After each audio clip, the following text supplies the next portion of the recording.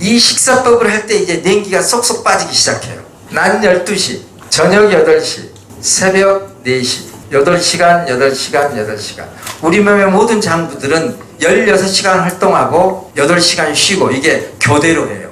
우리도 16시간 활동하고 8시간 자잖아요. 그처럼 장기들도 다 각자 자기 시간대가 있어요. 이제 점심때, 아침에는 소화기관으로 피가 안 간단 말입니다.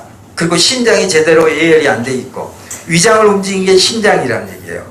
그럼 아침에 활동하면, 아침에 일하고 들에 나가서 일하면, 활동하고 하면 입맛 땡겨야 안 땡겨요?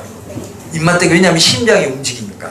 그러니까 위도 같이 움직여야 되니까 식욕이 생기는 거예요. 근데 자다가 일어나서 눈 뜨면은 바로 입맛 있어요, 없어요? 없죠. 근데 애들이 또는 남편이 눈 뜨자마자 엄마 밥 하면 어떻게 돼요? 여보 밥 하면 이거 심각하게 병든 사람이에요. 이게 간, 비가 병이 든 사람. 이 사람들은 당뇨로 가고 있으신 분들이에요. 당연히 그 사람들은 100% 고지혈증. 안 봐도 다 알아요. 그래서 이제 점심, 아침을 안 먹는단 말입니다. 아침을 안 먹으면 점심을 11시에서 되게 1시 사이에 먹는데 저는 점심을 약 2시쯤 먹어요. 이때가 제일 맛있는 시간이 따지고. 그럼 이제 12시 잡고요. 그 다음에 저녁 8시에 끝냈어요. 되게 7시나 8시 사이에 먹죠. 그러면 어떻게 되냐면 약 17시간에서 18시간 단식이에요. 공복인 거예요. 이때 백혈구와 리소좀이 활동해요. 내가 자고 있는 동안 활동하는 거예요. 이제 점심을 먹었어요. 소화액이 막 나오기 시작해요. 그래서 점심이 맛있죠. 근데 점심보다 더 맛있는 게 저녁이에요. 저녁 식사는 2인분, 3인분 먹어도 끄떡없단 말입니다. 소화가 잘 돼요. 비장이 작용을 받아서. 그래서 이때가 소화 시간이에요. 근데 소화시키는데 어떻게 되어 있냐면요. 위장, 위에서 음식이 2시간에서 5시간 머물러요. 고기를 좀 많이 먹으면 5시간을 머물러요. 좋아서 든든한 게 아니라 위장에서 남아서 든든한 거예요.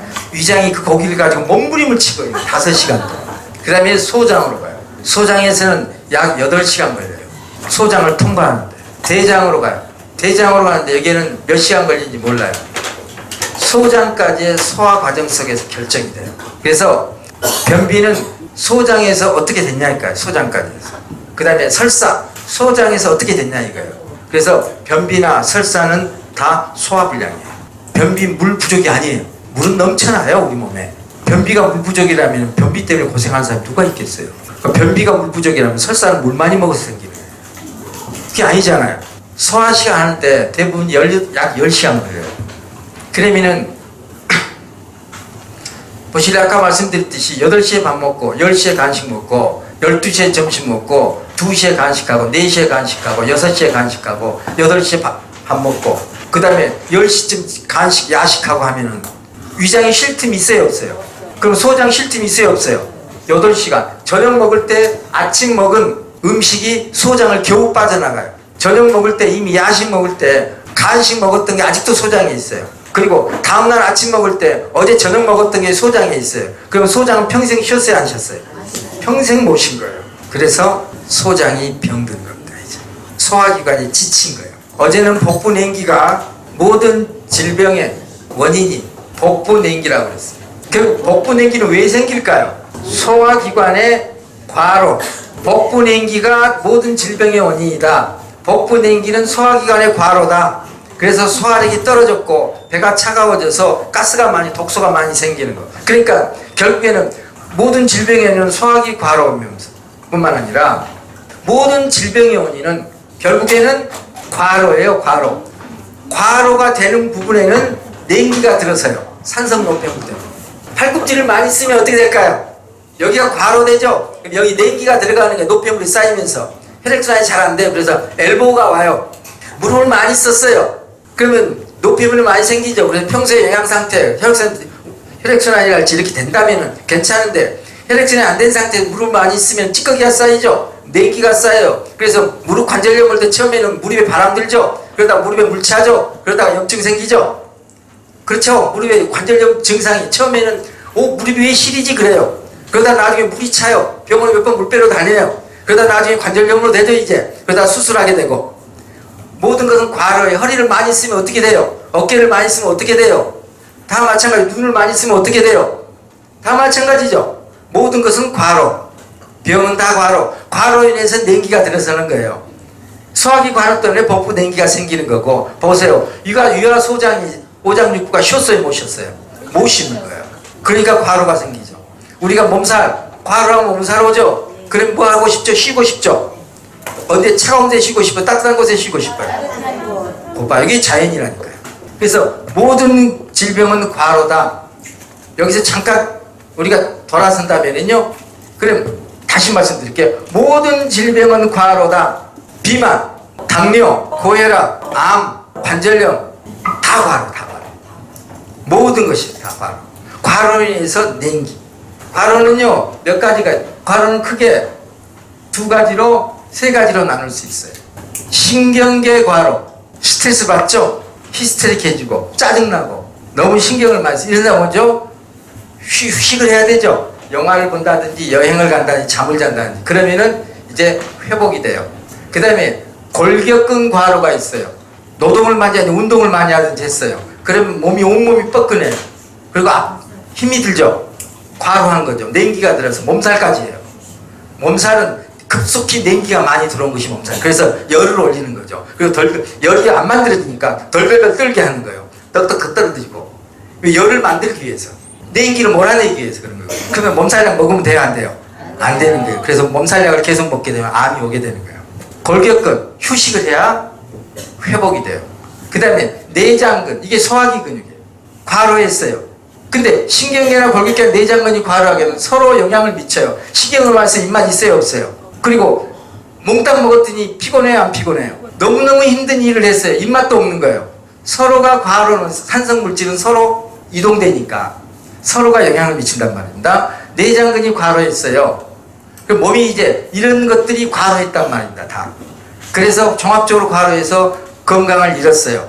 건강을 잃었는데, 그러면 얘네들은 휴식을 취해줬죠. 근데 건강을 종합적으로 해서 건강을 잃었는데 몸이 안 좋으면 뭐 좋은 것도 없을까 하고 더 먹으려고 해요. 휴식을 해주는 망정. 휴식을 해줘야 되죠. 근데 더 먹으려고 하는 거, 좋은 거 먹으려고. 냉장고에 가득 들어있어요. 그것도 찬 것이. 힘들면은 입맛이 있어요, 없어요? 동물들은 아프잖아요. 그러면은 중독이 됐는지 다치면은 음식을 안 먹어요. 3일 정도 안 먹어요. 그때 물도 안 먹어요. 자연의 법칙. 그러면서 스스로 치유해요. 회복된다는 거예요. 그래서 걔네들 병원이 없잖아요. 걔네들은 자연의 법칙이 있기 때문에 성장한 게 7배를 살다가 한 일주일 앞다 죽어요. 사람은 20년, 성장 7배, 140년 동안 이렇게 살다가 이렇게 죽어야 돼요. 근데 자연의 법칙에 어긋나 살기 때문에 태어나면서도 비실비실 이렇게 되는 거예요. 걔는 약 2.5년이 성장기. 그러면은 7을 곱해보세요. 7, 5, 35, 7, 2, 14. 약 18년이죠. 18년. 이렇게 사는, 걔가 수명 그 정도가 돼요. 자연 수명이. 자연 상태에서는 이렇게 살다가 이렇게 죽어요. 근데 사람이 주는 먹이를 주니까 걔도 동맥경화가 생기고요. 이렇게 사는 거예요. 그래서 우리가 과로로 인해서 생긴 병, 휴식을 취해줘야 한단 말입니다. 그래서 간식하지 말고 하루 세 끼는 너무 많다는 얘기죠. 하루 아침 한 끼를 굶음으로써 오장육부가 다 휴식 시간을 갖게 돼요. 얼마나 좋아요. 그럼 시간이 지날수록 회복돼 가지고요. 시간이 지날수록 이제는 두 끼도 힘들어져요. 두 끼도 먹기가 싫어요. 한 끼가 차라리 편해요.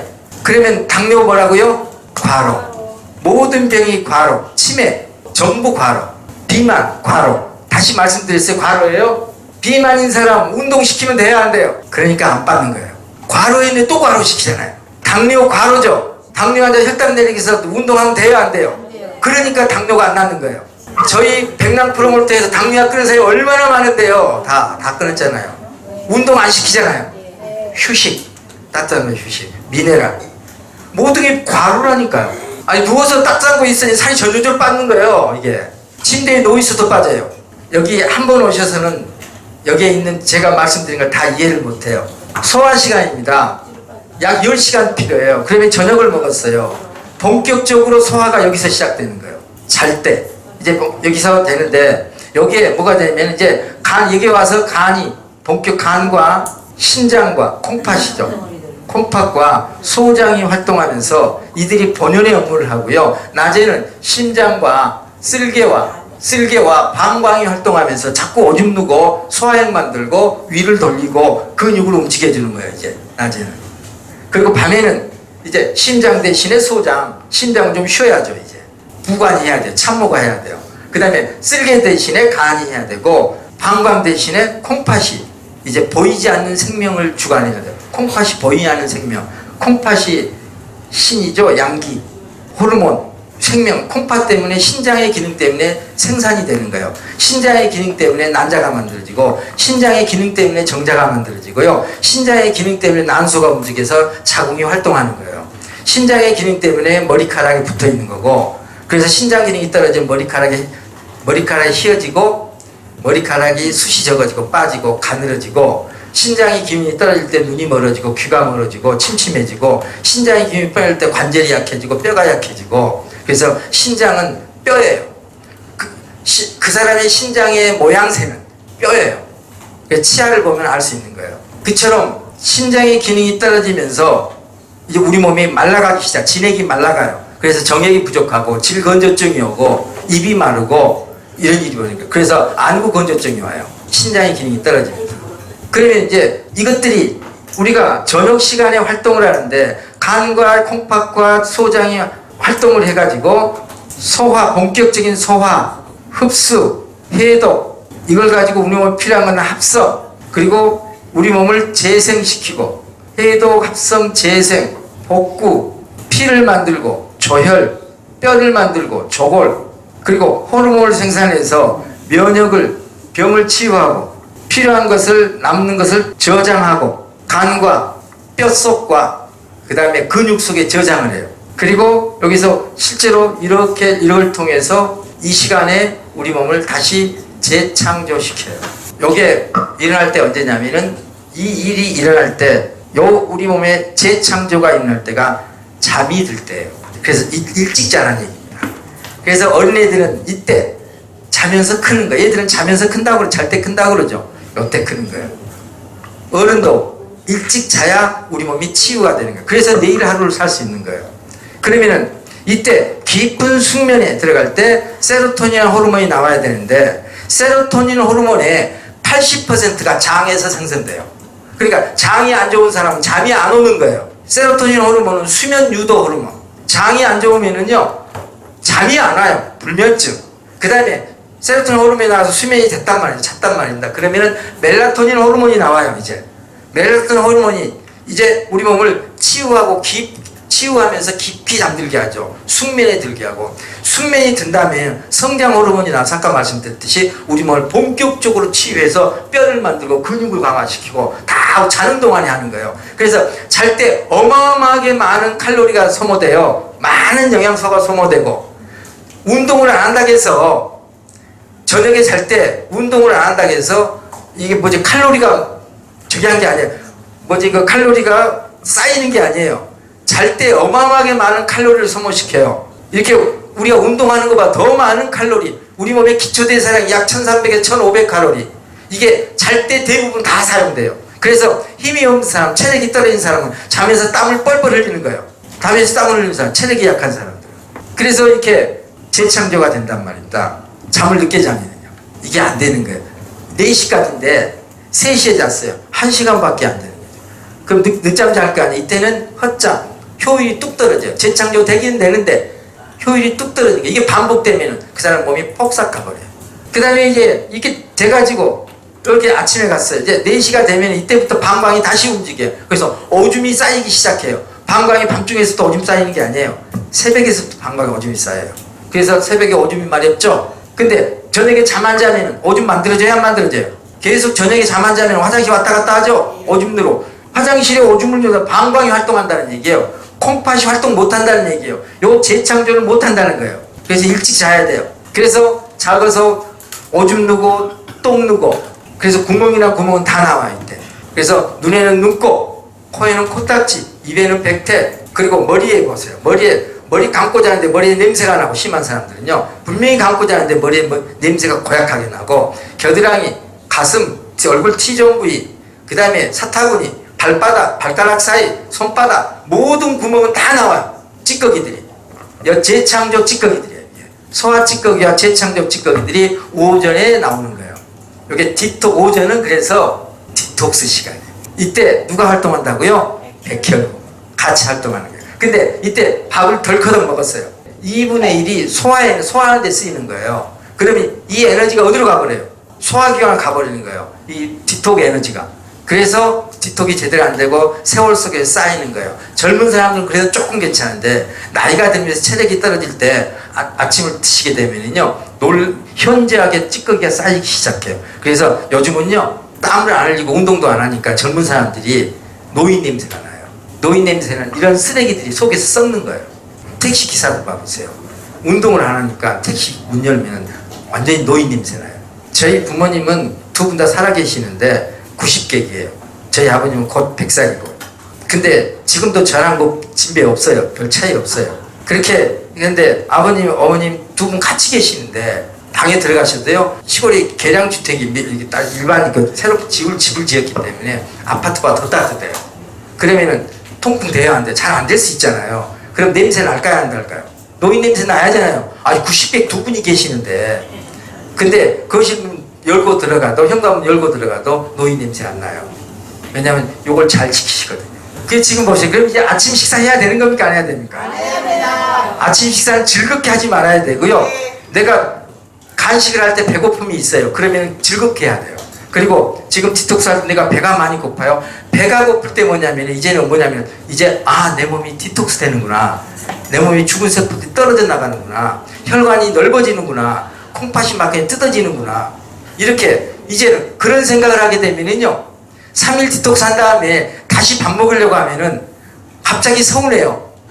좀 더 할 수 없을까 하고 그 디톡스 하는 동안에 배가 고픈 것에서 굉장히 기분 좋게 받아들일 수 있어요. 실제로 그래요, 안 그래요? 맞아요. 너무너무 기분 좋은 거예요. 여태까지 내가 공복감을 느낄 때 배가 고플 때 내 몸속에 무슨 일이 벌어진지 몰랐기 때문에 그랬던 거예요. 이제 알았더니 뭐예요? 가능한 한 굶겨야 돼요, 나를. 내 자신을 가능한 한 굶기면 내 몸이 젊어지는 거예요. 요게 백남건강법입니다. 이제 아침 식사 안 하죠? 구강 끓이죠? 얼마나 좋아요. 할 일이 없어요, 주부님이 이제. 그래서 남편분들하고 같이 와야 돼요. 기껏 주부 여성분들이 와가지고 댁에 돌아가셔서 아침 안 해드리면 화내고 구강 끓이면 구강 끓인다고 화낸단 말입니다. 그리고 음식 짜게 해줬더니 왜 이렇게 짜게 하냐고 신경질 내고. 같이 드리세요, 같이 오셔서. 아무튼 그러면 첫 식사 이제 어떻게 할 것이냐. 쉬워졌죠? 그래서 장톡이 특히 디톡은 쉬워졌기 때문에 갑자기 음식이 들어가면 안 돼요. 많이 들어가면 안 돼요. 근데 건식 안 해요. 그러니까 습식을 하면 안 됩니다. 물하고 같이 드시면 안 돼요.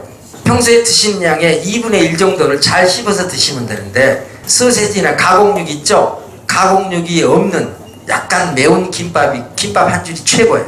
첫 식사는. 근데 위장이 약한 사람은 땡초 김밥 너무 심하게 먹으면 속이 이제 아릴 수 있으니까 아무튼 김밥 한 줄이 최고인데 되게 장통이나 디톡 하신 분들이 특히 젊은 사람들요 하면서 계속 찜해 놓거든요. 끝나고 저거 먹어야지 완전히 폭식을 해요. 그러면 큰일 나요. 그러면 도로암이 타버려요. 왜냐하면 3일 디톡스 하는 과정 속에서 디톡스는요 위장이 3일 디톡스 하는 과정에서 위장 크기가 거의 반절로 줄어들어요. 여태까지는 위벽이 얇아져 가지고 음식을 먹게 되면요 지금까지는 한없이 늘어났으니까. 근데 3일 디톡스 끝난다든지 우리 프로그램 몇 번 하게 물로 안 먹고 1일 2식이나 물 관리를 하게 되면은 요게 위장이 줄어들어요. 줄어들어 가지고 과식을 못 해요. 음식을 먹게 되면은 아파요. 이게 안 늘어나니까. 그래서 부둥켜 안게 돼요. 그러니까 먹고 싶어도 못 먹는 거야 이제. 과식을 못 해요. 고무풍선 불 때 어렸을 때 고무풍선 불어보셨어요? 네. 자, 풍선 아트 하신 분들도 있는데 처음에 고무풍선 불면 힘들어요, 안 힘들어요? 엄청 힘들죠? 왜냐하면 두꺼우니까. 근데 한 번 불어놓고 그 다음에 바람 빼고 다시 불면 쉬워요, 안 쉬워요? 쉬워요. 그런 거예요. 그러니까 한 번 불린 고무풍선은 다시 불 때 한없이 늘어나요. 쉽게. 우리가 예전에 위가 그랬던 거예요. 근데 다시 이제 땡땡해지고 오그라들었어요. 그러니까 잘 안 늘어나요, 위가. 그래서 위를 충격 주지 마세요.